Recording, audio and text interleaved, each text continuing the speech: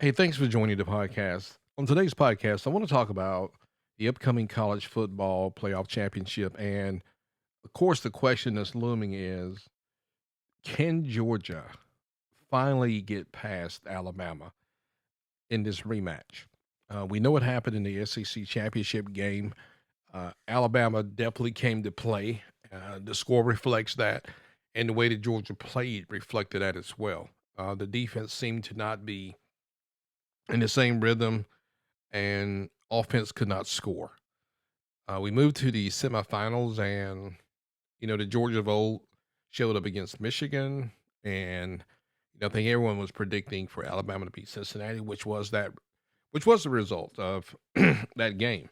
So now, Monday night you have this rematch: Alabama and Georgia, number one against number two. And if you look at some of the predictions, even Vegas, they favor Georgia by three. If you go and look at 538 predictions, they also pick Georgia to like 56% versus 44%. The last time I looked at that. And that's fine to Danny. I think they're looking at the fact that they feel like Georgia may have better caliber players in certain positions and so forth. But here's what it boils down to, in my opinion, is the fact that, you know, Georgia has to defeat Alabama before the general public consensus really has the confidence that they will start to pick Georgia. I know what Vegas is saying and so forth, but when you think about it overall, most of your analysts and most people who talk football, they're going to pick Alabama for a couple of reasons. One, because they've done it consistently in regards to winning. Number two is because of Nick Saban. Um, you know, Noted as the best college football coach ever. So, that's the two things that Alabama has going for them. You know, Kirby has proven that he can recruit very well. They've actually had a really good year this year. They went undefeated this season. Had a bad SEC championship game, but he's definitely one of the quality coaches out there. But he's also been criticized a lot, for different things, right? Whether it be quarterback and how he manages the quarterbacks or how the team manages the quarterback. Not being able to score enough points. More importantly, is getting past Nick Saban, beating Nick Saban. So now we get this rematch, and I can just tell you, regardless of what Vegas 538 or anybody else is saying, the general consensus is Alabama's going to win this. Maybe a close game, but Alabama's going to win it. Now I'm going to give you my prediction, and we're talking here on a Tuesday. I don't need to wait till next week or any of that kind of stuff. I do believe that Georgia will win this game this year, and I'll give you the reasons why. Number one is I think for Georgia, I don't think there's any pressure, and here's why I don't think there's any pressure: because no one expects for them to win. So why would there be any pressure? The only pressure would be pressure they would self-inflict on themselves to get out and play the best game they've played all season. And Alabama's going to do the same thing. They're going to play the best game they've played all season.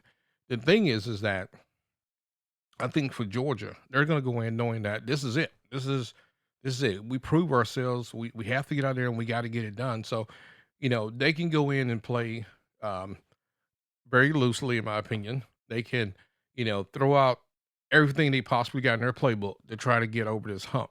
So, and it's just my prediction. There may be a lot of pressure on Kirby, to try to get this done because he has to hear all the naysayers about beating Saban, not ever being able to beat Alabama. And it has been a rough road. Let's just be honest. I mean, Georgia hasn't won a national championship in 41 years. But I think we overlooked the fact that, since Kirby's been there, this is their second opportunity to play in a national championship, in this new college football era. And I don't think a lot of teams are in a position to say that, number one. Number two is if you look at the number of bowls that he's coached in since he's been here, that is something as well. He's also won an SEC championship, and they've been pretty dominant in the East, except for the one year when, Florida won with Dan Mullen as coach. So when you think about it, you know, Kirby's done a good job at Georgia. Has it been enough? That's the real question. I mean, because an expectation level has been set, not just at Georgia, but across the environment, whereas Alabama has set a precedent for winning national championships. So now you're seeing every other program trying to get on that same level where they're going out trying to build programs similar to Alabama. They want to go out and hire the best personnel. They want to recruit the best players. They want to have the best facilities. And all that happens when you can get the administration behind you. But the administration has to have confidence in that coach, and that coach has to show them that they have the formula for winning. This has this is what Nick Saban's done. Can I say that Nick Saban would have been able to do the exact same thing at a Vanderbilt, a program that really doesn't invest in their football program? You know, maybe him being as a coach, going to a school like that and convincing them that he can get it turned around and make that a winning program, maybe they would invest. But they haven't apparently found the coach that they were willing to put that money in. I mean, their last true winning at Vanderbilt was when James Franklin was there, who's now at Penn State. So my point is that you got a program like an Alabama who can consistently recruit the five stars. They're investing money in that program. You got a great head coach. He can consistently bring in the right staff, and they consistently build winners. So you got schools like the Georgia now that's following some of that same recipe. You know, Clemson's doing that. You have Ohio State that traditionally does that. Your LSU just won it a couple of years ago. Good personnel, good players, and just lights out. You know, having people in the right positions at the right time.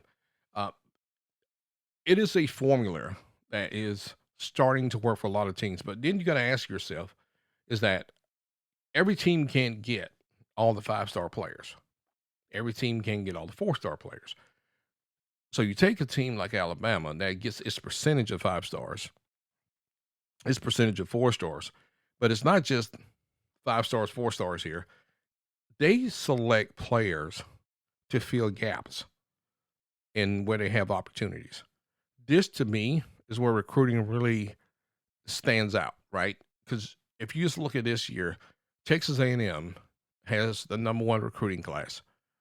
They just invested 25 to 30 million dollars to get the number one recruiting class. Yet, I can assure you, next season, until it's done, and even though Texas A&M beat Alabama this year in the regular season, Alabama won the West and went to the SEC championship.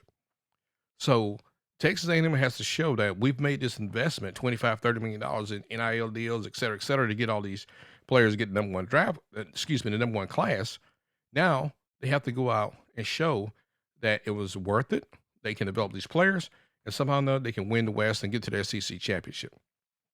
So getting back to when Georgia plays Alabama on Monday night, like I said, I think Georgia doesn't have as much pressure because of the fact that the general public does not expect for them to win. Until Georgia beats Nick Saban in Alabama, it's just the way it is. At some point, Georgia has to get past there. Do I personally think that if Georgia doesn't win this game Monday night, it's like never for Georgia? You know, it'll go into 42 years and they still haven't won a national championship and so forth. I don't believe that. I think Georgia will continue to recruit at a very high level, and I think they'll still be competitive. The only thing you have to be concerned about is the landscape is changing to the point now, especially with NIL deals. And you're bringing Oklahoma, you're bringing Texas into the SEC. Texas has a lot of money.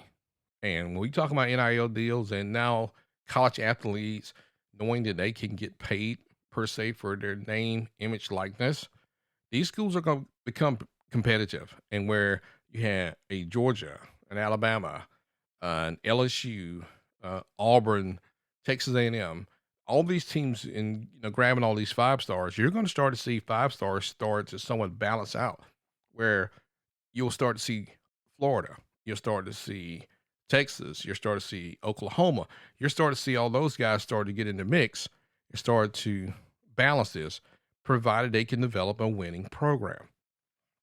So no, I don't think this is by any means over for Georgia, but I think Georgia has to go in with the mindset of winning this game on Monday night, and I think they will. I think it will be a close game, and I do think there is a difference in this particular championship game between Georgia and Alabama versus some of their past meetings. Of course, in the SEC championship, Bryce Young was lights out. I mean, he played phenomenal, had a spectacular game. Um, the year when Alabama beat Georgia and won the national championship, I always said to myself that, Alabama came to that game knowing that they had an ace in the hole. That if Jalen Hurt didn't perform well, they had Tua. And if Tua wasn't performing well, they had Jalen Hurts. And I think, that it's great to have those tools in your arsenal. And I think for this year, I haven't seen a lot of the second string quarterback for Alabama. Don't know if he has the ability to come in if, Bryce got in trouble or something of that nature to come in and could get Alabama over that hump. The luxury that Georgia does have this year, even starting Stetson, if he got in trouble and they needed to go to JT, they can go to JT. You know, is that saying they're going to win a game? I'm not saying that. I'm just saying what they do is they have that luxury from a depth standpoint. And I just don't know if Alabama could have that same luxury and feel comfortable with it this season. So that's the one thing that I saw, as a huge difference. And now, will that even matter? I mean, Bryce gets in, he's not getting into trouble. That offensive line is protecting him. He's able to get his passes down and get a couple of runs here and there. It may be a mute point, but it is something that I noticed. But I think it's going to be a really good game. I do think that I go back to what I said again. I do think Georgia's going to win that game. I don't think it's going to be a very high scoring game.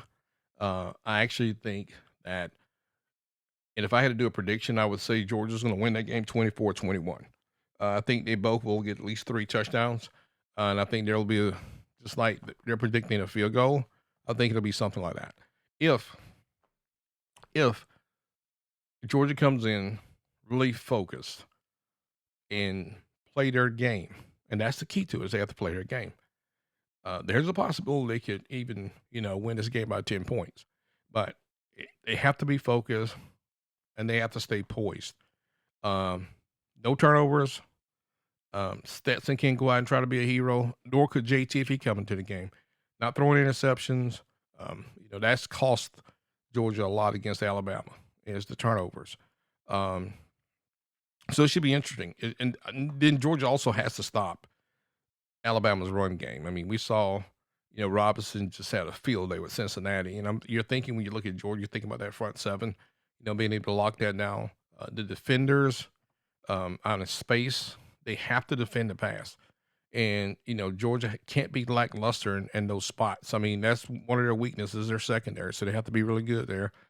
From a punting standpoint, I mean, Jake Camarda does a really good job with the punting. So be able to pin them back deep, make them play the entire field. I mean, you got to use all that to your advantage when you're playing a team like Alabama. Then the one thing that I think would really benefit Georgia is if Stetson actually does run the ball from time to time. I think it will throw Alabama off. I think also it'll kind of frustrate their game plan. Sorry, I didn't So, understand. we'll see how that goes. But overall, when it's all said and done, I do predict that Georgia may come out on top Monday and that 41-year drought will be over.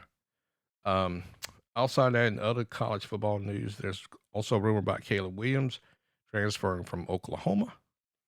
Um, I've seen some information there where possibly Georgia's name has been mentioned. I don't.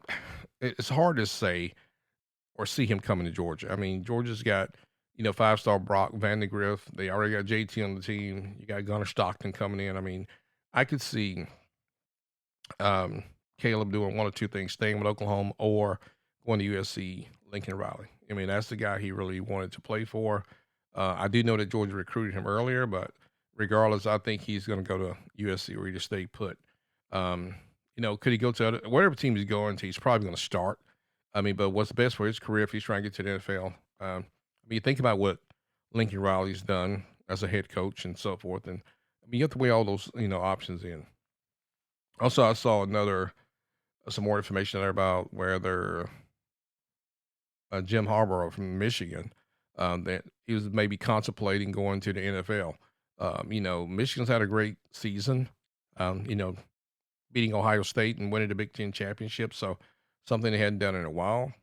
So I'm sure his stock is up, but you don't know if he's really serious about going to the NFL, or this creates an opportunity to get more money, uh, increase his salary. So we'll see what happens there. So anyway, I want to throw his podcast together really quick to put it out there, give you kind of my predictions on the Alabama Georgia uh, national college football playoffs this Monday.